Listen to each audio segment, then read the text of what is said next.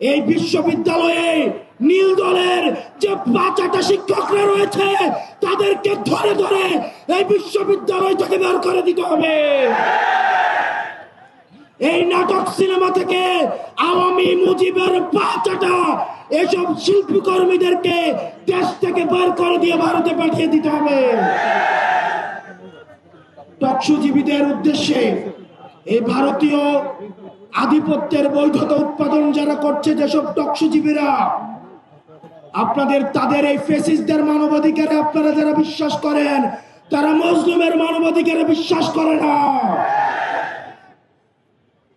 আর দিন শেষে আজকে এই বেদিতে আপনারা যারা বসেছেন আর যারা আসেন নাই, আপনাদের দুইজনকেই বলি, ক্ষমতার লোভে অন্ধ হইেন না।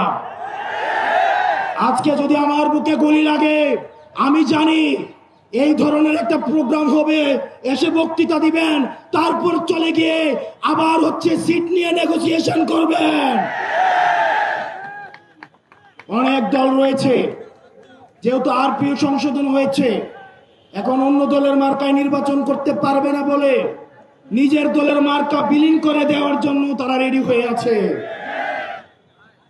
এগুলো দিয়ে জাতীয় ঐক্য হয় না।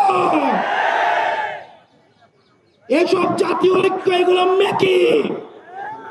আমাদের হাদি ভাইয়ের রক্ত এই জাতীয় ঐক্যের আঠা হয়ে আসুক, সেটা আমরা চাইনি।